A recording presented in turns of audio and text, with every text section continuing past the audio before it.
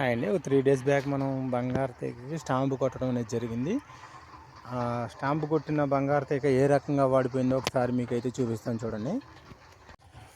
ఇది పూర్తిగా వాడిపోయిందనమాట. అది పాకే అవకాశం అయితే లేదు. అది మొక్క కూడా చనిపోతుంది, మొక్క కూడా ఎర్రబడిపోయి అట్లా ఉండిపోతుంది అనమాట. పాకడం అయితే పాకదు పూర్తిగా.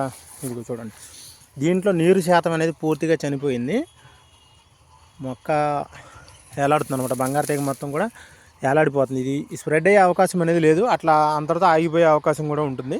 అందుకే ఏం చేసామంటే స్టాంప్ కొట్టడం అనేది జరిగింది. చాలామంది ఏం చేస్తున్నారంటే వీట్ బ్లాక్ తీసుకొచ్చి కొట్టడం అనేది జరుగుతుంది. వీట్ బ్లాక్ తీసుకొచ్చి కొట్టడం వల్ల ఏమవుతుంది, మళ్ళీ అది ఇంకా స్ప్రెడ్ అవుతుంది. 4 రోజులు పోయిన తర్వాత మళ్ళీ ఇంకా స్ప్రెడ్ అయిపోయే అవకాశం ఉంది. ఇది గత 3-4 సంవత్సరాల నుంచి ఈ రకంగానే చేస్తున్నాం అనమాట. స్టాంప్ తీసుకొచ్చి కొట్టడం వల్ల ఏమవుతుంది, మొక్క పూర్తిగా ఆగిపోతుంది. ఆ కాదంత లెక్క మొక్క ఆగిపోతుంది, బంగారు తీగ కూడా స్ప్రెడ్ అయ్యే అవకాశం అనేది ఉండదు. ఈ వీడియో నచ్చినట్టయితే లైక్ చేయండి, షేర్ చేయండి, సబ్స్క్రైబ్ చేయండి. మరిన్ని వీడియోలు నోటిఫికేషన్ రూపంలో వస్తాయి మీకు. Thank you friends.